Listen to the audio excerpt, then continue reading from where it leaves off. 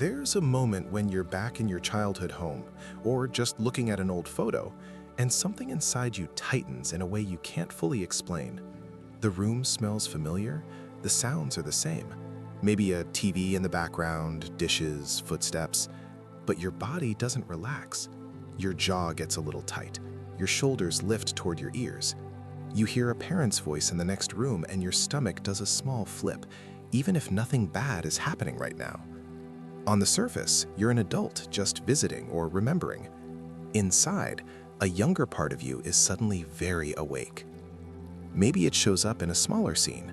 You get a text from a parent and you feel both pulled and resistant at the same time. You hesitate before opening it. Your mind rushes ahead. What do they want? Am I in trouble? Are they going to be disappointed? Or you hang up a call with them and feel strangely empty, irritated, or guilty, even if you only talked about the weather and work. You look at yourself in the mirror later and think, why do I still feel like a child around them? That tension between who you are now and who you had to be then, that's where parent-child wounds live. And healing those wounds is not about blaming or worshiping parents. It's about finally listening to the parts of you that had to adapt to survive. As life goes on, these early wounds don't stay neatly in the past. They leak into today in ways that can be hard to see at first. In romantic relationships, you might notice you become a different version of yourself. Maybe you're overly careful not to upset your partner, walking on eggshells the way you did with a critical or unpredictable parent. Maybe you shut down during conflict, going silent, the way you once went quiet in your room to avoid drama. Or maybe you cling tightly, afraid they'll leave if you're not perfect, because deep down you're still trying to earn the love you never consistently felt at home. At work, the same patterns shape how you show up.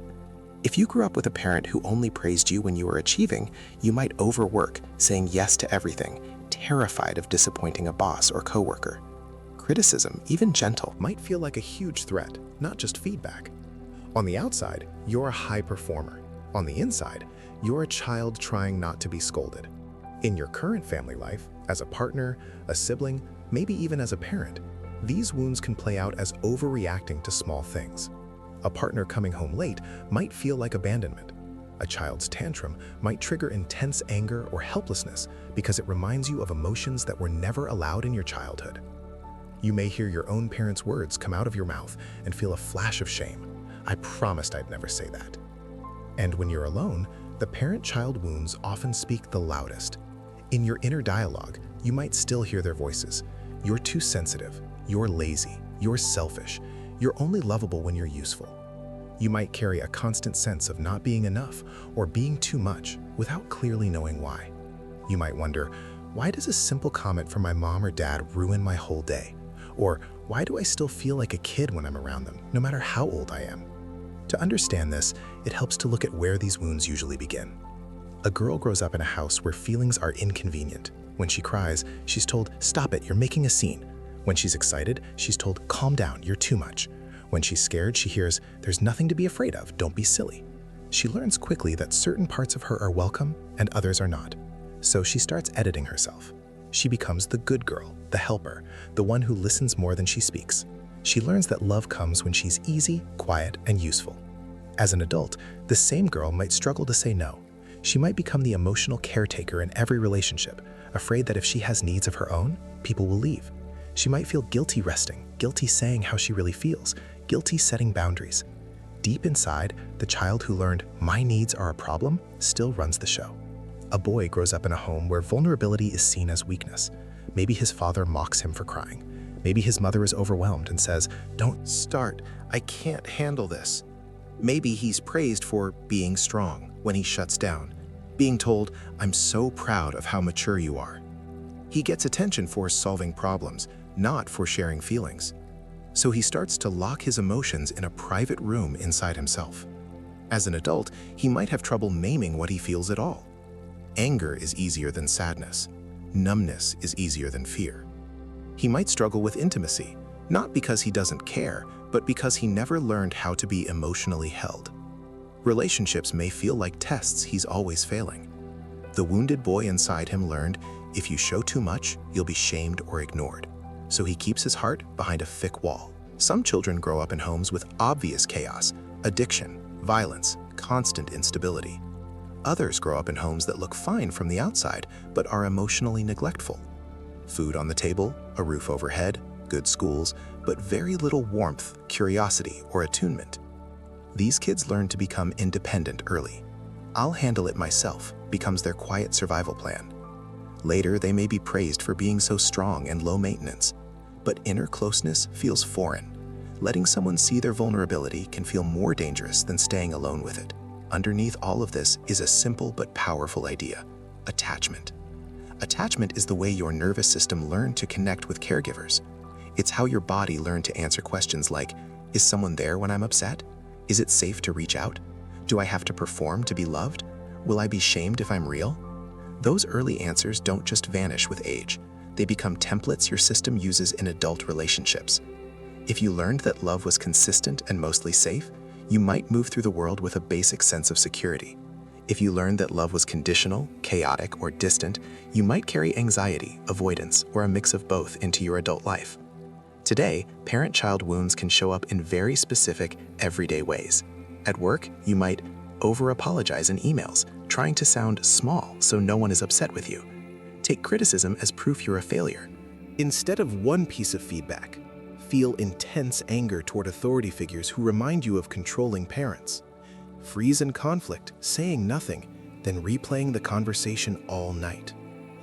In romantic relationships, you might choose partners who feel emotionally similar to a parent, distant, critical, unpredictable, because that's what love feels like in your nervous system. Panic when someone pulls back, flooding them with messages, then feel ashamed. Shut down when someone gets too close, needing space but not knowing how to ask for it kindly. Feel responsible for your partner's emotions, as you once felt responsible for a parent's mood. In family dynamics now, you might regress around your parents. Your voice gets smaller, your opinion softer. Feel guilty for living your own life, as if you were abandoning them by being separate. Avoid visiting or calling, because every interaction leaves you drained or angry. Get stuck in the good child or black sheep role, even when you try to change. With friends, these wounds might make you the listener who never shares much about yourself, push you to overgive, rides, money, time, emotional labor, hoping not to be rejected, cause you to pull away as soon as someone feels too important to you. Inside your own mind, you might hear old phrases on repeat. You're so dramatic, you're selfish, you're ungrateful. Feel a deep, vague shame you can't fully name. Think, why do small comments hurt me so much? Or why do I keep ending up in the same kind of pain? The cost of staying stuck here is big. You can go through your whole life reacting to your parents without realizing it, choosing jobs, partners, places to live, and ways of coping that are all attempts to get a different ending to a very old story. It's exhausting. It can make you feel like you're always acting, never fully yourself. But these wounds also hold valuable information. Anger toward your parents, for example, can signal where your boundaries were crossed. It doesn't mean you hate them. It means part of you knows what happened was not okay. That anger can point directly to places where you now need to protect yourself better in all relationships. Jealousy of people who had better parents can show you what you longed for, maybe calmness, curiosity, encouragement. That longing isn't childish. It's a map of needs that are still valid in your adult life. Needs you're allowed to meet through healthier connections and through the way you treat yourself. Numbness, feeling nothing when you think you should feel something, can be a sign of overload. Maybe as a child you had to turn down your feelings to survive in a house that couldn't handle them. That switch doesn't flip back on its own, but it can be gently rewired. The idea isn't to erase your parents or turn them into villains or saints. It's to integrate what happened, to let yourself see the full picture, their limits, your needs, the impact on you, without getting stuck in only blame or only loyalty. Healing parent-child wounds is about becoming the parent to yourself that you didn't fully have. Not a perfect parent, a good enough one. Here are some practical steps that can help. Practice 1. Notice your parent triggers in real time. Why it helps? Triggers show you where the wound is most alive. If you can see them, you can work with them instead of being controlled by them. How to do it? For a week or two, pay attention to moments when your reaction feels bigger than the situation. Ask yourself, Who does this person remind me of? When have I felt this feeling before, as a child? What story am I telling myself right now? Mini scene. Your partner is distracted on their phone while you're talking. Suddenly you feel rage and the urge to shut down. Later you realize, this feels like when my dad barely listened to me as a kid. The current moment is painful, but the volume is turned up by an old echo. Seeing that lets you respond more clearly now, instead of only reacting from the past. What's hard? It can feel disloyal to compare current people to your parents, or you might want to dismiss your reaction as silly. Try treating each trigger like a clue, not a verdict. Practice 2. Write what you couldn't say as a child. Why it helps? Many parent wounds come from not having a safe place to express your truth. Writing it now releases the pressure. How to do it? Take a notebook, choose one parent or caregiver at a time. Write for 10-15 minutes, starting with, "What I needed from you was, it hurt me when I learned that I had to." Don't worry about being fair, balanced, or kind. This is not a letter you have to send. It's a space to tell the unedited story. Mini scene. You write, "What I needed from you was to notice when I was scared instead of making fun of me. I learned I had to hide my fear." As you see the words, you might feel sadness or anger rise. That's your younger self finally being allowed to speak. What's hard? Guilt often comes up. My parents did their best. I'm being ungrateful. Remember, you can acknowledge both things at once. They did what they could with what they had, and it still hurt me. Practice 3.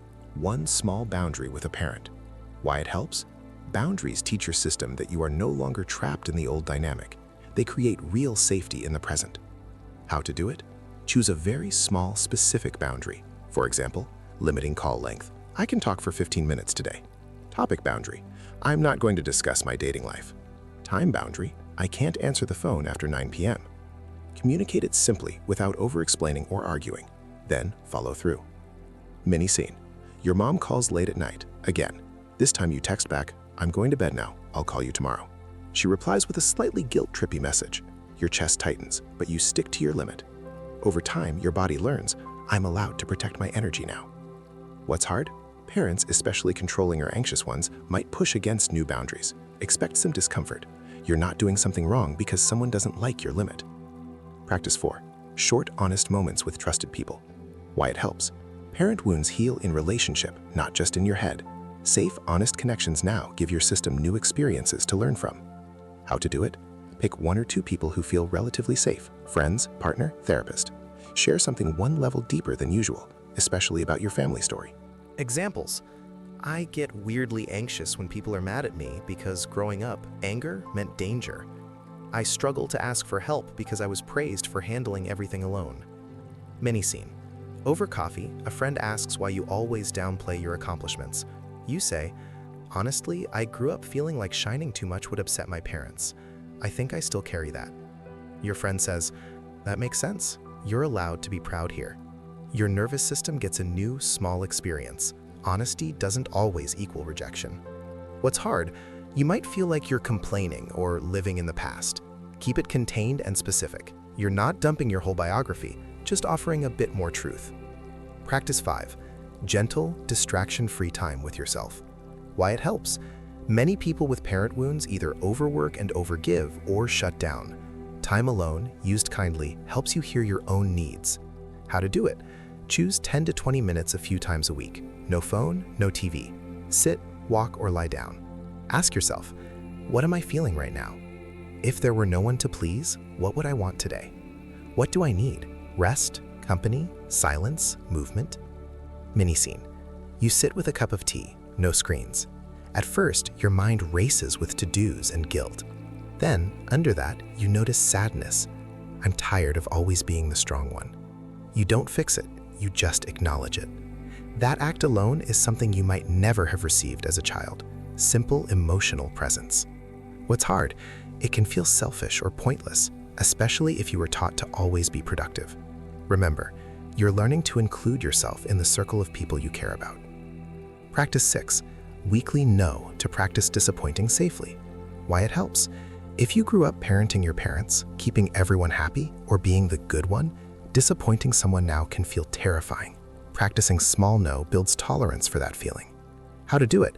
Once a week, say no to something low stakes that you don't genuinely want. A favor you don't have energy for, a social event you'd only attend out of guilt, an extra project that would overload you. Mini scene. Coworker asks you to cover a shift just this once, again.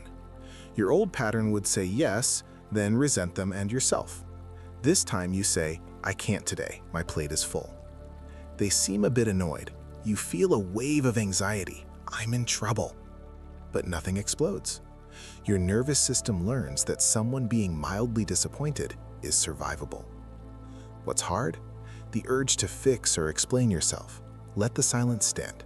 Your no doesn't need decoration to be valid. Practice 7. Imagination work with your younger self. Why it helps?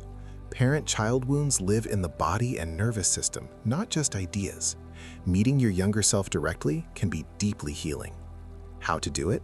Find a quiet place. Close your eyes. Picture yourself at an age when things were hardest, maybe 5, 10, 15. Notice, where are you? What are you wearing? What is your face doing? What are you afraid of? What are you hoping for?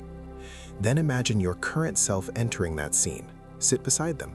You don't have to fix anything. Just be there. You might say, you shouldn't have had to go through this alone. Your feelings make sense. You're not too much. You were never too much. Mini scene. You see yourself at 8 hiding in your room while adults argue. Your child self thinks, if I'm quiet enough, maybe they'll stop. You kneel beside them and say, it was never your job to keep the peace. Emotion rises, but it feels different from just remembering. It feels like you're finally bringing comfort into a memory that had none. What's hard? It can feel awkward or overly emotional, but your body doesn't always need logic. It responds to felt experiences. Treat it like you're offering medicine to an old wound.